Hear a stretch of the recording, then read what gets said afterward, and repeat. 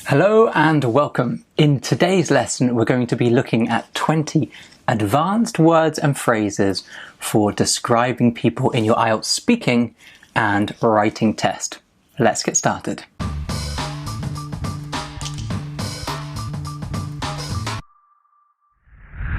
Welcome, my name is Eli, and in this lesson we're going to be looking at 20 advanced words and phrases to help you describe people.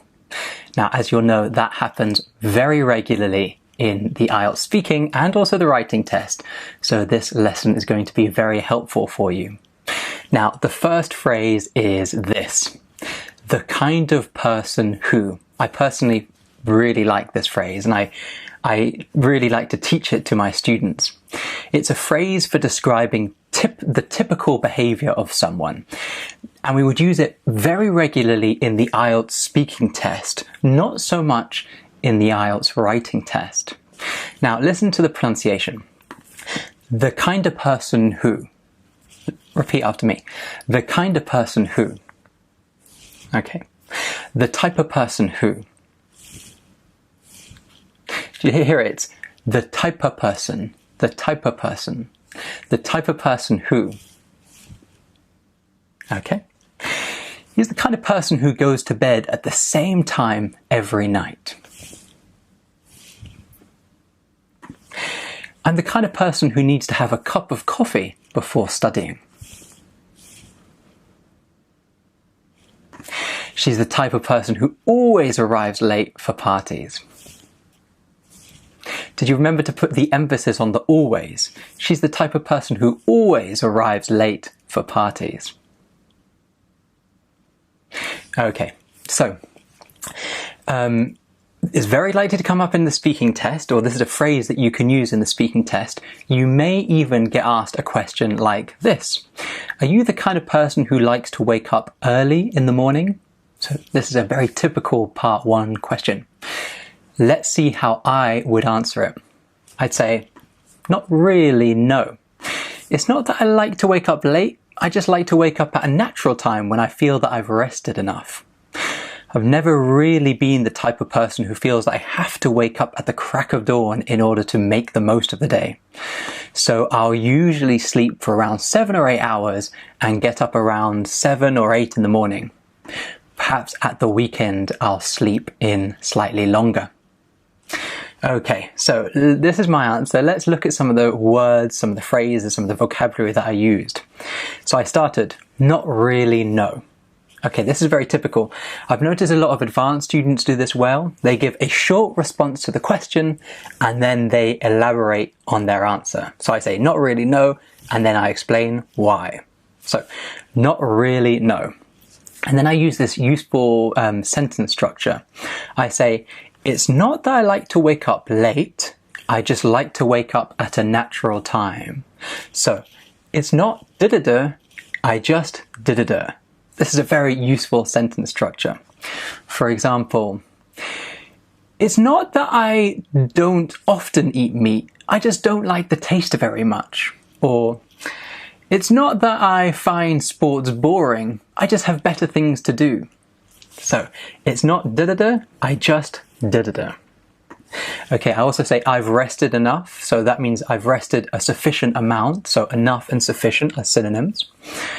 I've never really been the type of person who. Now I say the type of person, that's because in the question it says the kind of person. So you can impress the examiner. If the examiner asks you, are you the kind of person? You can say, well, I've never really been the type of person. It's because these phrases can be exchanged. The kind of person, the type of person. Okay.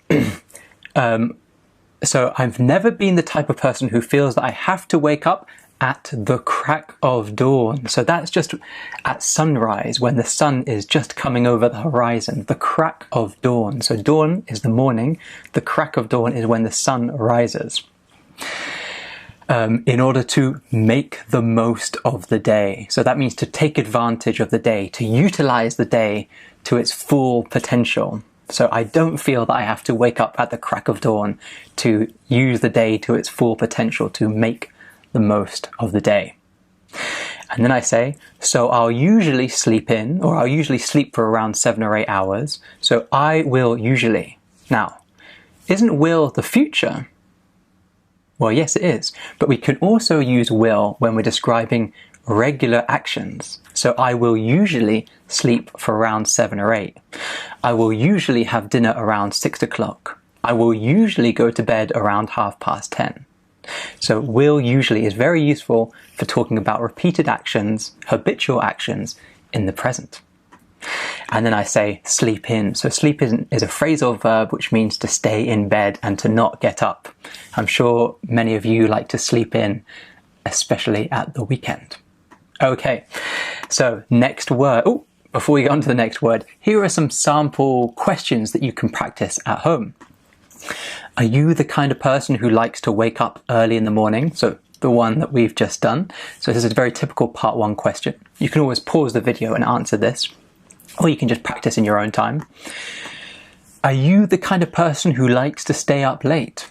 Okay. Are you the kind of person who always arrives late to meet friends? I wish I could say that I wasn't that type of person, but I'm afraid to say maybe I'm not the type of person that always arrives late to meet friends, although maybe some of my friends would disagree, but I am the kind of person that sometimes arrives late. Are you the type of person who never forgets a friend's birthday? Are you that kind of good friend?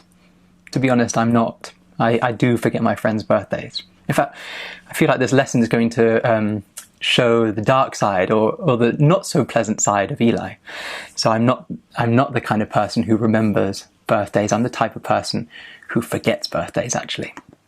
Okay, second word is composed, so a useful adjective, which means calm and in control of your emotions, a bit like this monk that you can see below me. Now, we often use composed in this very useful collocation, calm and composed, and we could use this in the IELTS speaking or writing test. Now listen, pronunciation, composed. So the stress is on the po, composed. Stress is on the second syllable, composed. So you could say, it's important to stay composed when you get asked a tricky question during the IELTS speaking exam. Important. Now we also have a verb form, compose, like this. When you feel stressed, take a deep breath, breathe, and try to compose yourself. Okay, and we have composure, which is the noun form. You might feel nervous, but don't lose your composure in the speaking exam. Very useful advice. Now, we might find this in a question like this. Do you find it difficult to stay calm and composed when you're nervous? A typical part 1 question. Here's my answer. Actually, my friends and colleagues have always remarked that I'm quite a calm person in general. Saying that a fellow teacher once mentioned that when I do get nervous, my neck tends to go bright pink. In fact, when I've rewatched some of my YouTube lessons, I've noticed that happening quite a few times. It's a little bit embarrassing, but I guess it's natural to be nervous on camera. Okay, it's very true. If you watch my YouTube videos, if I get nervous, you'll see my neck goes bright pink, which is rather embarrassing, but it's okay. So I start with actually. So actually is very useful for the speaking test. It's like in fact. And then I've got this phrase remarked. So remarked is a bit like say or tell, except it's usually when someone says something about you or maybe a short sentence and they don't really expect an answer. They just make a remark. And I've got this phrase saying that. So that's a bit like however. It's when you reflect on something you've already said. Again, very useful for the speaking test. So saying that, a fellow teacher once mentioned that when I do get nervous, my neck tends to go bright pink. Tends to is very useful for the speaking test, for talking about something that's usually true but not always true. And you'll see tends to at various points throughout this lesson, so keep an eye out for it. Then I say, in fact, when I've rewatched some of my YouTube lessons, I've noticed that happening quite a few times. So again, in fact, a small discourse marker just to connect it all together. And then on camera, which is a phrase to mean in front of the camera, when you're on camera. Okay, next word. Oh, I almost forgot. We've also got some practice questions. Do you find it difficult to stay composed when you get nervous? You can answer this now or in your own time. Just use it to practice the vocabulary. Part 2. Describe someone you know who is very good at staying composed in difficult situations. Okay, so you might be expected to speak for 2 minutes on this question. Again, the word composed, very useful here. What jobs require people to be very composed? I guess things like pilots, firefighters, people that need to stay calm, especially in difficult situations. Here's a part 3 question. What advice would you give to someone on staying composed when they're feeling nervous? So the what advice is a very similar, very typical question in part 3. Okay, so these are some questions you can practice in your own time. The next word is materialistic, a very useful adjective, and it means believing that having money and possessions is the most important thing in life. So some people are materialistic, other people are more spiritual. Very useful for the speaking and writing IELTS test. Now, pronunciation, materialistic. So stress is on the I, the li. So materialistic. Materialistic. Older generations feel that the youth are too materialistic, always shopping for new clothes or the latest smartphone. So this is something that you could write in your task 2 essays. Now we've also got some collocations, things like materialistic society, materialistic person, materialistic generation. So the younger generation, the older generation, the materialistic or the younger materialistic generation. And we've got a noun form, materialism. She writes about the greed and materialism of modern society. So, what are some of the problems with being materialistic? So this is a kind of question you could get in part 3 of the IELTS speaking test. Here's how I would answer. Right, tough question. Well, to begin with, it requires a lot of money. If a lot of your happiness comes from buying new things, then you'll need a lot of money to constantly be satisfied. It also strikes me as not being very sustainable. I imagine someone who is materialistic will constantly require newer, better and more expensive products in order to be satisfied.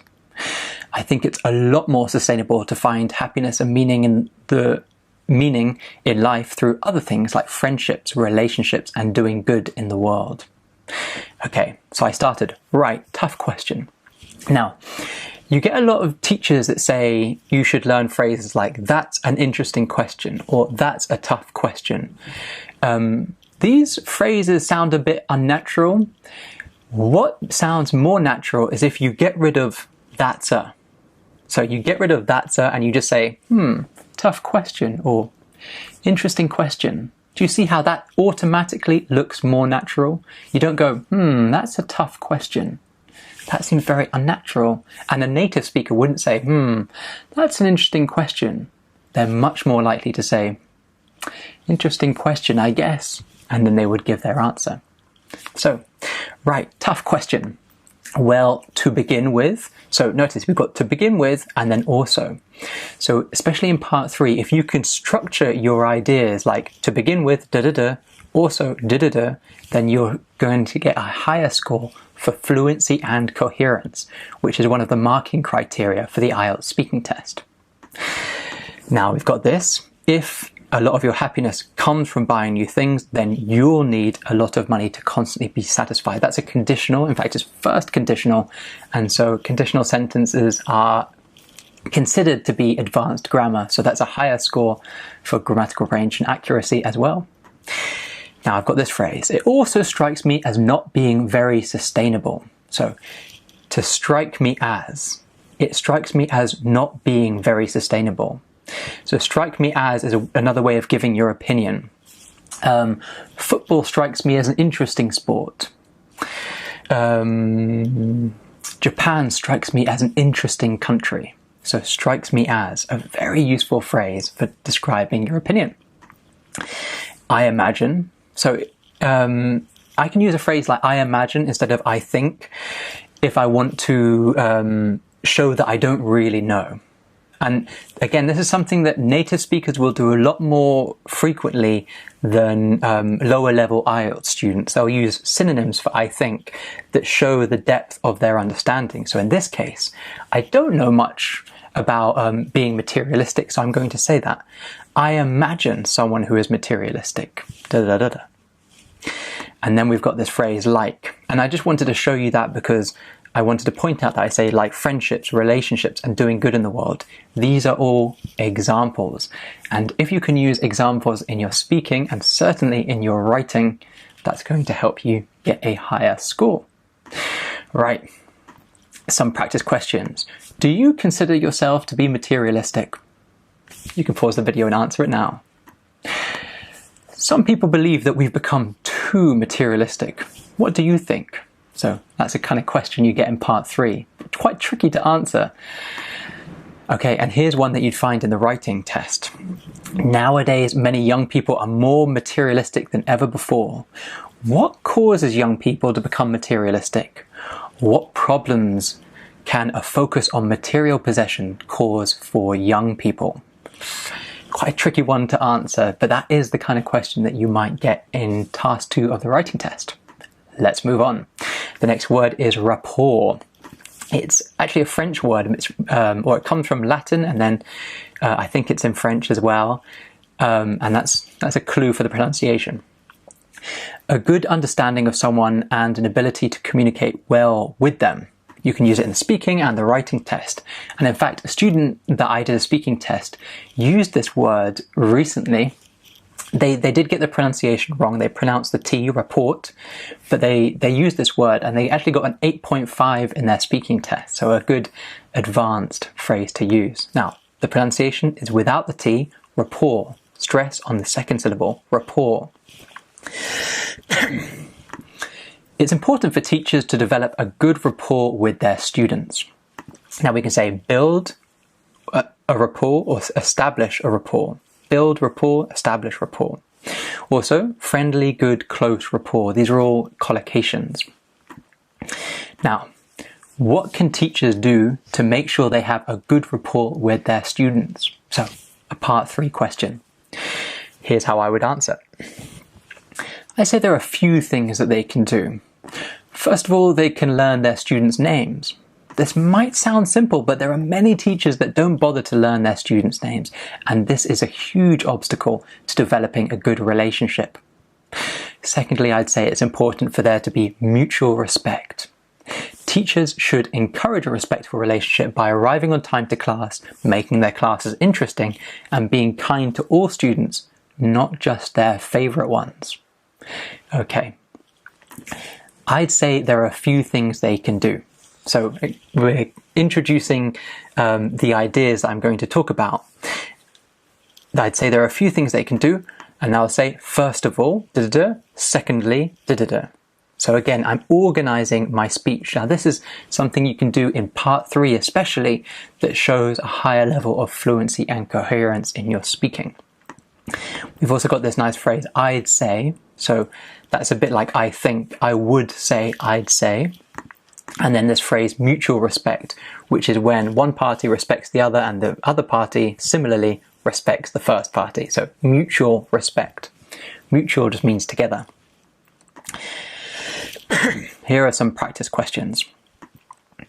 Do you think it's important for businesses to have a good rapport with their customers? Part 3.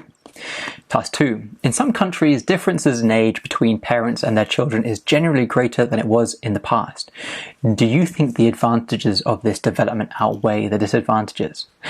Now, you'll notice this question doesn't have the word rapport in it, but you might want to talk about how for older parents, it might be difficult to establish a good rapport with their children because there's such an age gap, a generation gap between them.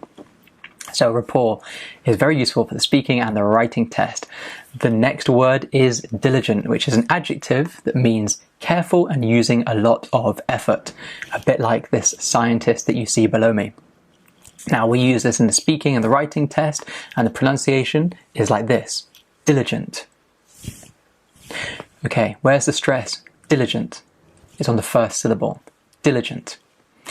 Diligent students tend to do better in exams than those that try and cram last minute. So cramming is when you're studying feverishly right before the exam. And to study feverishly means to study a lot, and in kind of a manic, uncontrollable way, not organized or diligent like this scientist below me. So collocation, diligent student, is very common. We've got a noun form, diligent, and an adverb form, diligently. You can always pause the video and read the examples. But I'm going to continue. Were you a diligent student in high school? Not really.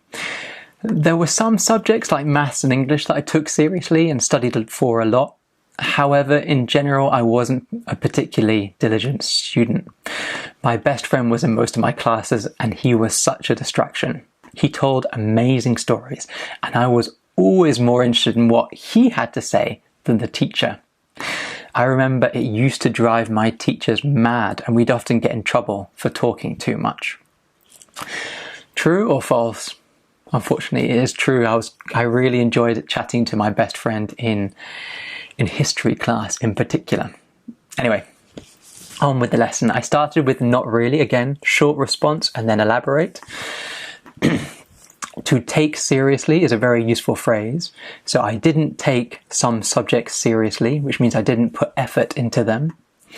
However, in general, talking in general terms, a useful phrase here. And then I've got this. It used to drive my teachers mad. So to drive someone mad means that you do something that gets on their nerves, makes them go crazy. A bit like the only example I can think of is a small cousin of mine that always goes, why? Why? And whenever you say something, they go, why? And then you give them the answer and they go, why? So it drives me mad and it drives her parents mad as well. So it used to drive my parents mad. Now I use used to because it's in the past. It's something that happened regularly in the past. So some questions to practice this phrase.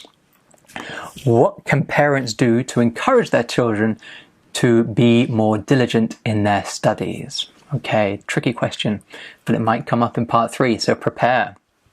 The next word is status symbol. Some people also say status symbol. I personally say status symbol. So this is something that people want to have because they think other people will respect them for it, a bit like this crazy car below me. In fact, I think it's a Tesla. Now we could use it in the speaking test, we could use it in the writing test, and the pronunciation is status symbol or status symbol. I personally say status symbol, lots of people say status symbol. I think probably in the US it's more common to say status symbol. Cars act as a status symbol for many people, or status symbol for many people. So we've got some collocations like act as a status symbol, represent status, or to be a status symbol.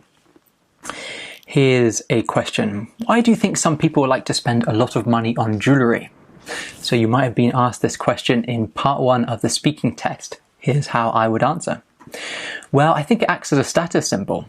It's a way of showing the world how rich and successful you are. You're able to buy something that other people can't afford. I wouldn't want to speculate too much as I'm not the kind of person who spends a lot of money on jewellery, but I imagine that at the heart of it is a desire to be seen as special. Okay, so you'll notice I use the word status symbol. So if you get asked a question like, why do you think some people spend money on jewellery, on cars, on perfume, on expensive handbags, you can say they act as a status symbol.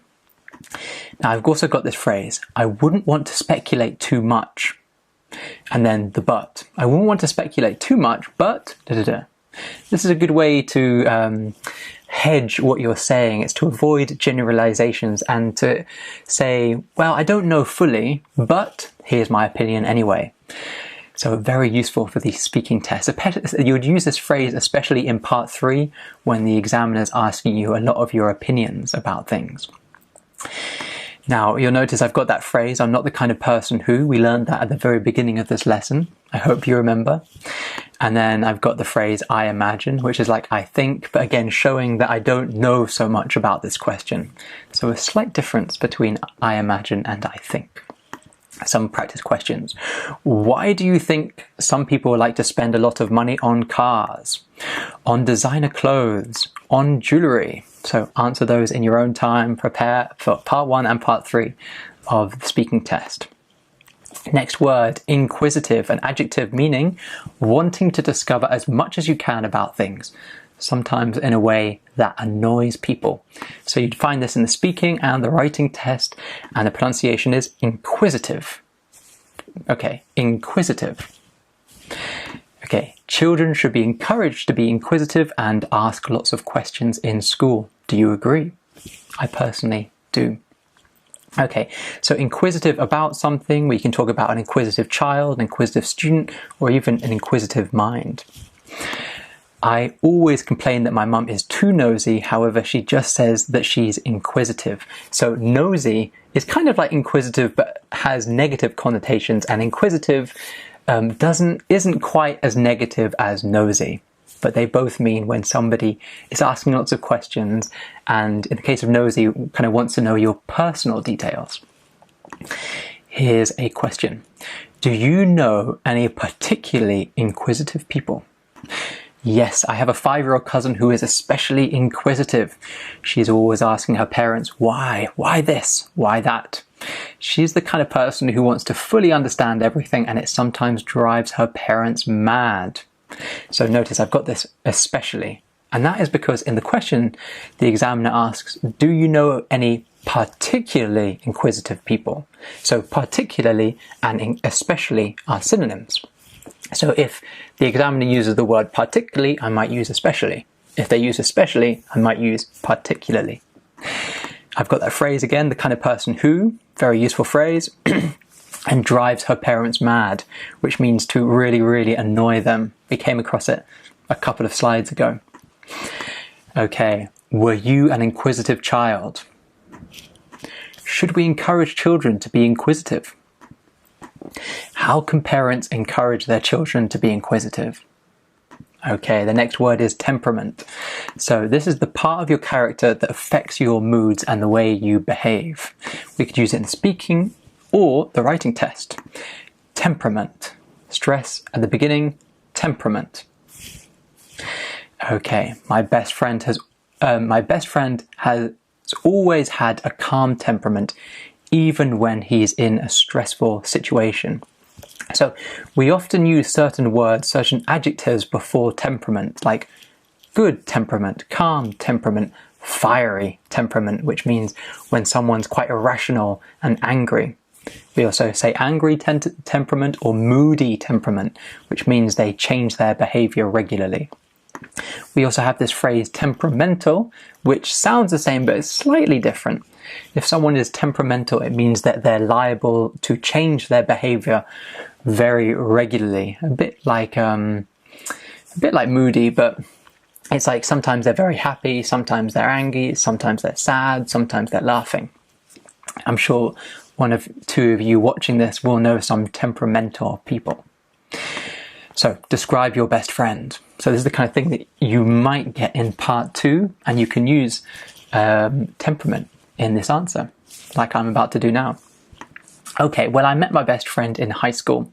From the moment we met, we knew we'd be good friends. We've got a lot in common, and we especially have a similar sense of humor. One thing I really like about him is that he has a calm temperament. He doesn't get flustered or angry, and he's really easy to spend time with. He's a tattoo artist now, and he lives in Brighton, so we don't get to hang out so often. But we chat regularly and play a lot of online chess together. Okay. From the moment we met, we knew. It sounds almost quite romantic. From the moment we met, we knew we would fall in love. So again, this is kind of advanced grammar that you can use because it's a subordinate clause. From the moment we met, we knew.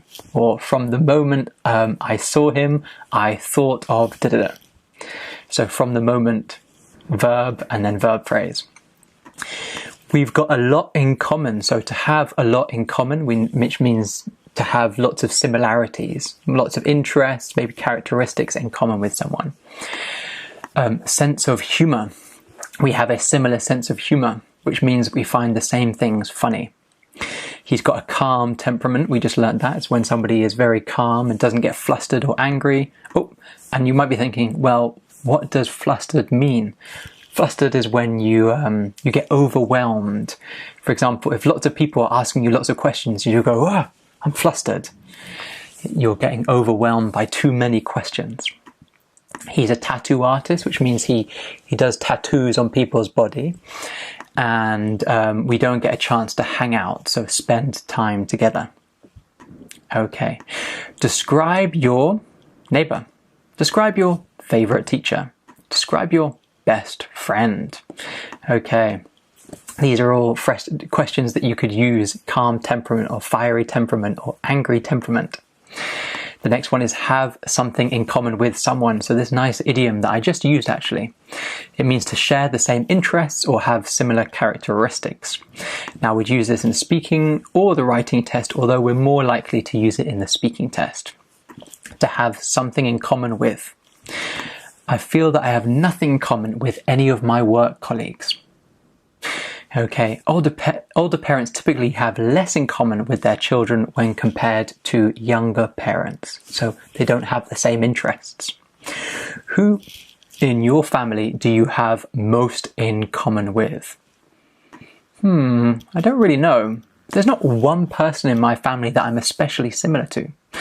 I almost feel that I'm a bit of a mix of all of my family. I'm similar to one of my sisters in terms of having an interest in learning languages. I'm similar to my dad in a lot of our mannerisms, and I'm similar to my mum in terms of the things that I like to eat and the way we both like to spend our time doing our hobbies as much as possible. Okay, you'll notice I started with, I don't really know. Now it's fine to say that. You don't have to answer all the questions that you get asked immediately, especially if you've never really considered that before. So you go, I don't really know. But then the important thing is that you try to answer the question anyway. You don't just say, I don't really know. Next. You should always have a go at answering all of the questions. I've got this phrase, in terms of. So in terms of having an interest in learning languages. So it's a way to give examples. And then mannerisms, which is the way that you behave, a bit like your characteristics. What do you have in common with your parents? Describe someone that you have a lot in common with. Tricky part 2 question. Describe someone who you have known for a long time. So you might say, well, I've known my best friend for a long time, and we've got a lot in common, including a sense of humor. You might have to describe someone famous you would like to meet. And you could say something like, well, I'd like to chat to them and find out if we've got anything in common. Okay. Next word is studious, a very useful adjective to describe people like you, people who are watching these videos, someone that likes to spend a long time studying. Okay, we can use it in the speaking test, we can use it in the writing test, and the pronunciation is studious. Studious. Studious. Teachers tend to like children that are intelligent and studious.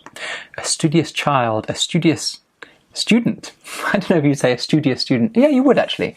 He's a very studious student, or a very studious child, or a studious boy, or a studious girl.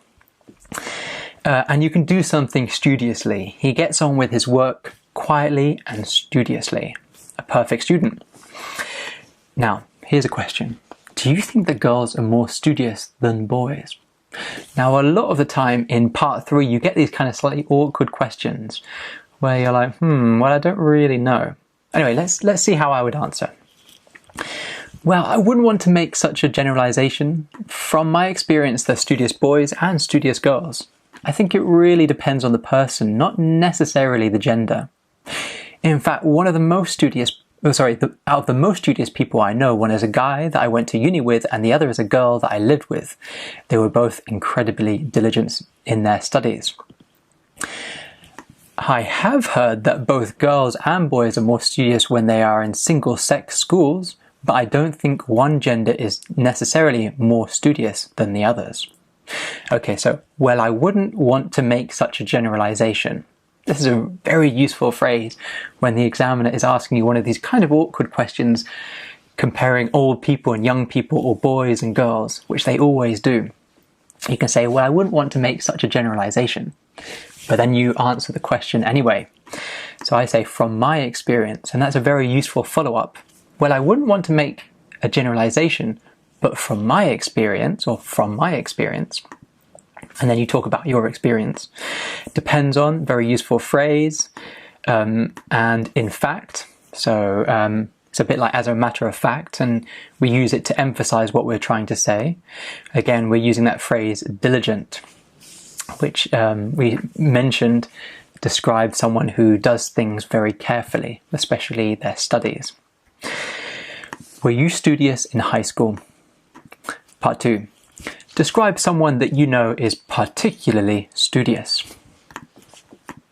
Are international students more studious than those that study in their home country?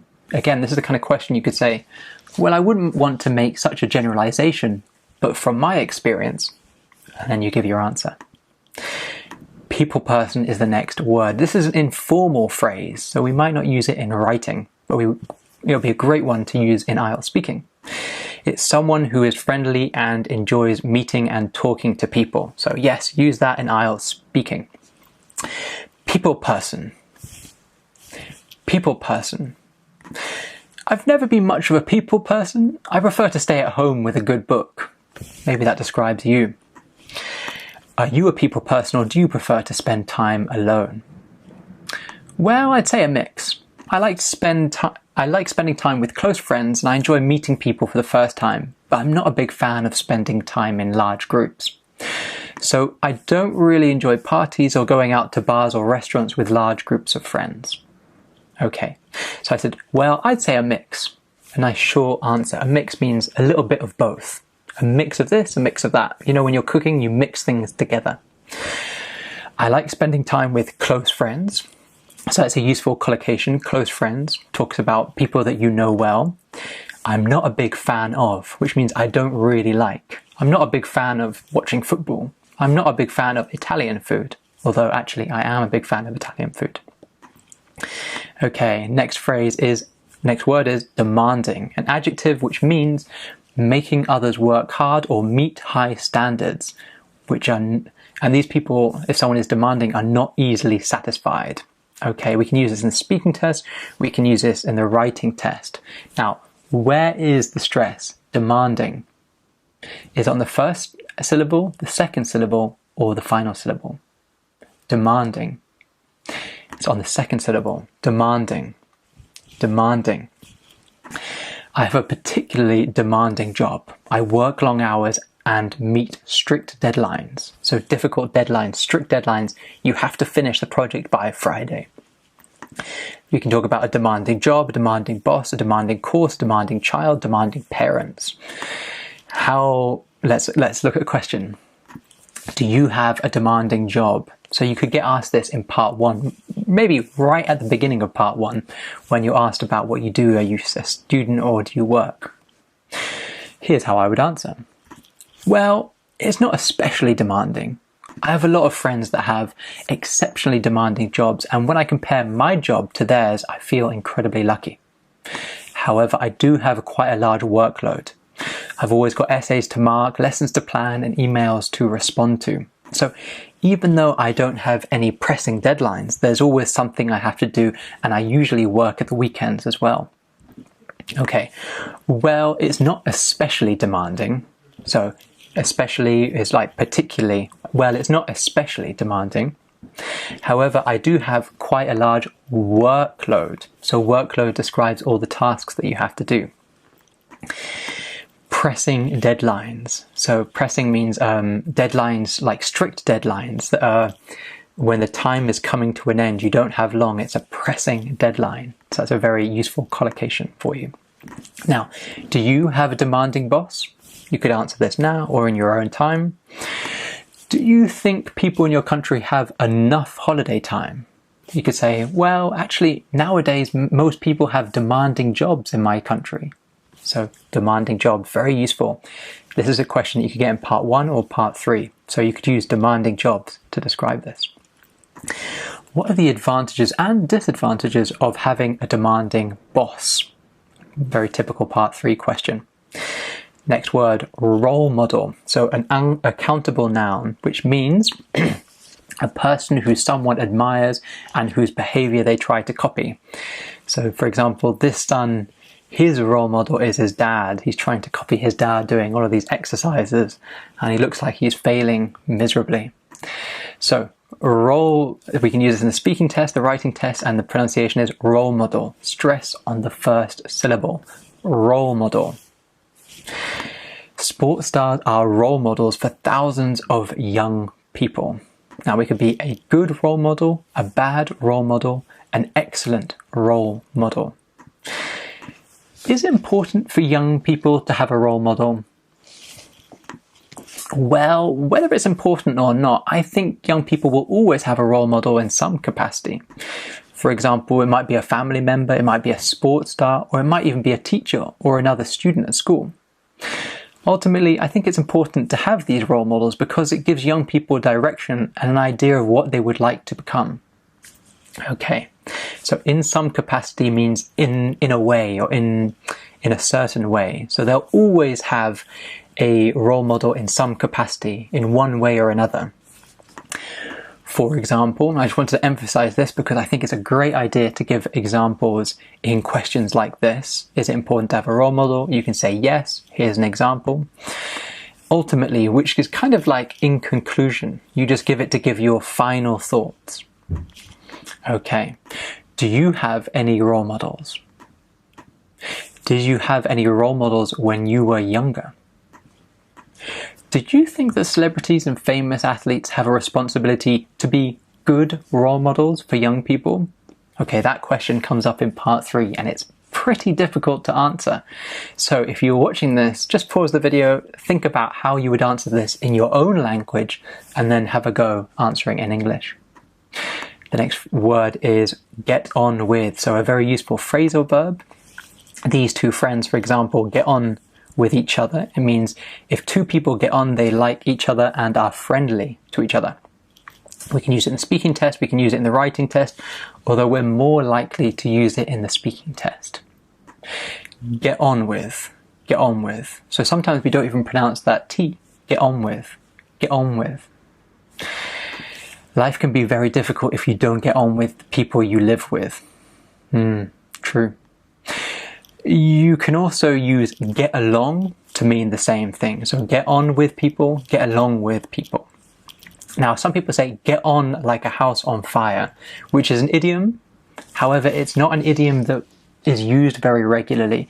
So it's a little bit strange if you say, oh, me and my best friend get on like a house on fire. It's better just to say we get on well, or we get on with each other. Get on like a house on fire is a bit strange, to be honest. We don't really, it's a bit like raining cats and dogs, one of these idioms that we don't really say often. What can bosses do to encourage their employees to get on well together? So I think it's important that they get a chance to spend time together outside of work. If you only see people in a professional setting, it's much more difficult to form a close relationship. However, if you do activities outside of work, you get a chance to talk about different things, get to know one another better, and have a shared experience beyond simply working together. Bosses can organize activities such as meals out, karaoke, paintball perhaps, activities that basically have nothing at all to do with work. So a professional setting means at work.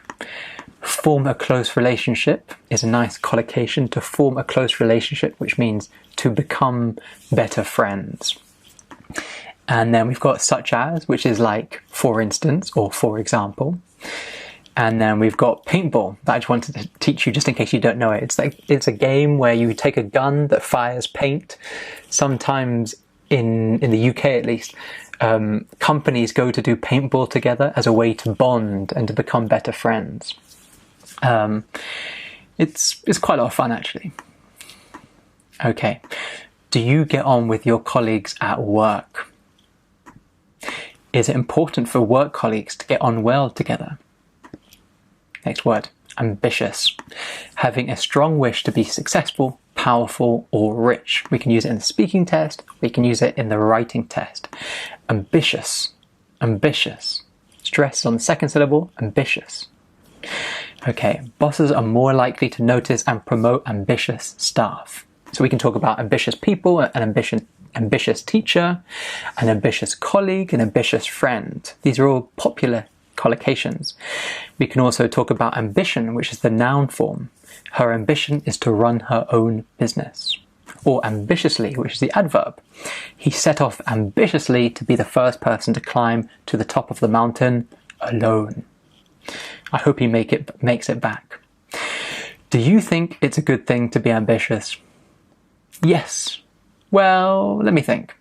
I think it's a good thing to be ambitious as long as your ambition doesn't directly harm others. For example, I think it's a good thing to be ambitious when it comes to learning languages or getting better at sport or learning an instrument. But I don't think it's a good thing to be ambitious if it means stepping on other people to get your way. For example, I don't think it's good to get promoted at work because you've somehow made it more difficult for other people to get promoted by spreading a rumor or taking credit for someone else's work. It's fine to be ambitious, but you've got to play fair. Okay, so you notice I said, let me think. It's useful. Sometimes you get asked questions that you've never really considered in the speaking test, especially a question like this. Do you think it's good to be ambitious? So questions like this often appear in part 3, and actually you need a second to think about it. So I even said yes. I went, on reflection, let me think about it. And then when I thought about it, my answer says, I think it's good to be ambitious as long as your ambition doesn't directly harm others. So it means as long as. It's a very useful phrase. So yes, as long as something. It's like however. I agree as long as something. And then I'm going to have to elaborate on why I say yes, as long as it doesn't directly harm others. Elaboration is the key to getting a higher score in IELTS speaking. For example, so we know what that means. When it comes to, so a useful phrase for introducing an idea. We've also got stepping on others. So that means to take advantage of other people or to put other people down or to use other people to get our way, to step on others. And we say to get your way, which is for your, so that you reach your purpose. So for example, if I get my way, it means that I get my preference. Other people might not get their preference because I got my way. Okay, spreading a rumor. So that's when you tell secrets about someone or you spread gossip about somebody. Usually a rumor is not true. Take credit for someone else's work. So if you take credit, it means you get the praise even though someone else did the work. So if you take credit, you can take credit for your own work and you can take credit for someone else's work, and take credit is referring to getting the praise. Okay. Describe someone you know who is very ambitious. Is ambition always a good thing? Next word, narrow-minded, a useful adjective which means not willing to accept ideas or ways of behaving that are different from your own. It's a bit like the phrase closed-minded, and the opposite of phrases like broad-minded or open-minded. And we can use this in the speaking test and also the writing test as well. Pronunciation, narrow-minded. Okay, stress on the minded, narrow-minded. Young, idealistic people often find older generations to be narrow-minded. Why is it difficult to get on with narrow-minded people? Well, I guess because they're unwilling to take into account other people's ideas and views of the world. I reckon we're all narrow-minded on certain issues, but I think it's important to be aware of when we're being closed-minded and do our best to be more open to new ideas. So I've got I guess instead of I think. We've also got take into account, which means to consider. So I guess da-da-da, however we should take into account da-da-da-da. This is something else that we should consider when we're answering this. I've also got this phrase, I reckon. So reckon is like I think. I reckon we're all narrow-minded on certain issues. I think we're all narrow-minded on certain issues. I think it's important to be aware. So to be aware means to know, to understand. It's important to be aware of when we're being closed-minded. So I've used closed-minded instead of narrow-minded because it's a synonym phrase. What can people do to avoid being narrow-minded? Do you think that older people tend to be more narrow-minded than younger people? Idealistic is the next word, believing that very good things can be achieved often when this does not seem likely to other people. So you can use it in a speaking test, you can use it in the writing test, and the stress is on the istic, on the listic. So idealistic. Young graduates tend to leave university feeling optimistic and idealistic about changing the world. So they think they can change the world. They're idealistic. We can talk about an idealistic student, an idealistic child, an idealistic person, and we can also use the noun form idealism. She never lost her youthful idealism and campaigned for just causes all of her life. Are older people less idealistic than younger people?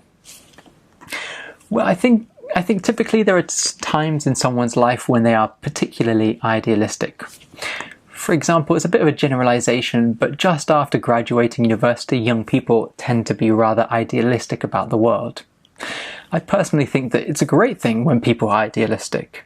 Without a certain level of idealism, it's much more difficult to make any changes in the world. Okay, so I want to point out some vocabulary here. For example, it's a bit of a generalization, but very useful for part 3 when you get asked these general questions like, are boys better than girls at science?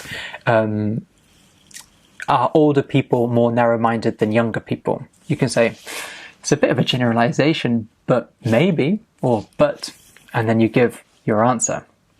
So you're acknowledging that you're making a generalization, and that's going to help you in the IELTS speaking test. Now, when we're making generalizations, we often use this phrase, tend to. And that's because this is a hedging phrase, which means it's less certain. So you can say, young people tend to be more idealistic, which means most of the time, but not always. Old people tend to enjoy sports less, which means most of the time, but not always. So tend to, very useful. I personally think, so just an alternative to I think. I personally think, again, this is the kind of thing that improves your IELTS score. Is it good to be idealistic? What are some problems with being too idealistic? Next word, stereotype. A set idea that people have about what someone or someone is like. So we can use it in the speaking test, we can use it in the writing test, and the pronunciation is stereotype. Stereotype. Adverts on television are full of cultural stereotypes. Here's some collocations.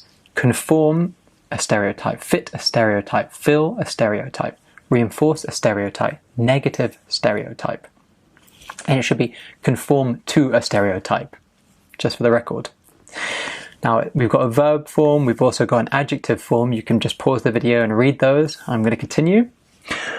What are some problems of believing stereotypes about countries? Well, I think they can misrepresent people. If people fully believe stereotypes, they'll assume that Scottish people walk around in kilts, that girls should play with pink dolls, and all Americans are obsessed with guns. These beliefs can be dangerous and grossly misrepresent people. Okay, I've used the word kilts. The kilts are the Scottish dress, the Scottish skirt that Scottish men and also Scottish women wear, supposedly. In fact, it's the kind of traditional outfit, but there's a stereotype that Scottish men wear this type of skirt regularly. However, it's just a stereotype. And I said the word grossly misrepresent. So that means misrepresent to a large degree, to grossly misrepresent something. Are there any stereotypes about your country? Part 1 question to prepare for.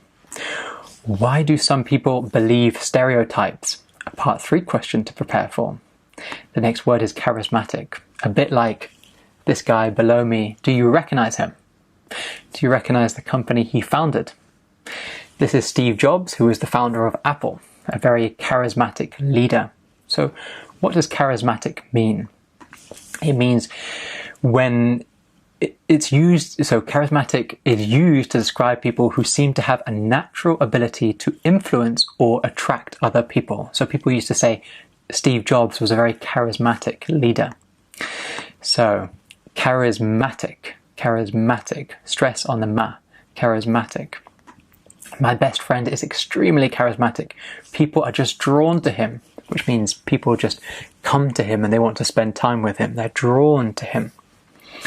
So we can talk about a charismatic leader, a charismatic figure, a charismatic authority, and there's also the noun form. Pause if you want to learn that as well. Do you think it's important to have a charismatic manager or boss?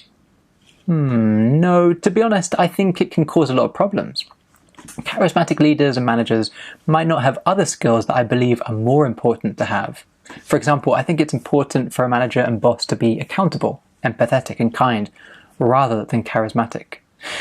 However, when it comes to things like fundraising, certainly charisma can go a long way. So, to be honest, a very useful discourse marker. No, to be honest, I think... No, to be honest... We've also got this, accountable, empathetic and kind. Often when we put 3 adjectives together, it sounds more sophisticated. I think it's important for a boss to be accountable, empathetic and kind. But we could say something like, I think it's important for a best friend to be friendly, open and a good listener. So we often put adjectives in groups of 3 to make them sound better. That's a pro tip for your IELTS speaking test. We've got fundraising, which means when you go to get money for a business, for example, or sometimes you fundraise if you work in a charity, you want people to donate money to that charity. And go a long way. So certainly charisma can go a long way, which means can be very useful. Okay. Describe your best friend. So you can talk about your charismatic best friend. What kind of skills and qualities should a leader have? So you can mention, well, I think they should be charismatic. However, there are other skills as well. Okay. The last word, phrase, in fact, it's a double one. It's optimism and pessimism. So optimism is a belief that something good will happen. It's a positive way to see the world. And pessimism is a belief that bad things are likely to happen instead of good things. And it's seen as a negative way to view the world. And you'll notice below me here is a glass, and it's got water in to the midway point. And this is meant to be a test. If people say it's half full, they're meant to be optimistic. However, if they see it as half empty, they're seen as being pessimistic. Now, half full and half empty mean the same thing. It's all about the way that you see the water in that glass. So, do you see this glass as being half full or half empty? Are you an optimist or are you a pessimist? We'd use this phrase or these phrases in the speaking test, also the writing test, and the pronunciation is optimism, pessimism, stress on the first syllable. There is a mood of deepening pessimism about the economy. That's true of the UK right now. Express optimism or cause optimism. And we've also obviously got the adjective forms which I used. Optimistic, pessimistic. Are you an optimist or a pessimist? Okay, this is a question you might get in part 1, although I don't think it's a real question that you would get in part 1. But anyway, here's how I would answer. I'm an optimist. If you were to ask any of my friends, they'd all agree that I'm an optimist. As far as I know, I've always been an optimist and I don't have any intention to change that. So, if you were to ask any of my friends, they'd all agree. This is a conditional. It's a second conditional. If plus the past simple, comma, would plus the infinitive. If you were to ask any of my friends, they would, they'd, all agree that I'm an optimist. Okay. As far as I know, very useful phrase. As far as I know, Okay, that's a way of thinking back on memories or expressing the limit of your knowledge. As far as I know, vegetables are good for you. As far as I know, getting a band 9 in IELTS writing is impossible. So as far as I know. Okay, that is the end. Very long lesson, but I think a very useful lesson. We've learned these 20 advanced phrases. We've actually learned a lot of other vocabulary in this lesson as well, especially through these model answers. Right, best of luck with all of your studies, and I'll see you in the next lesson. Bye then.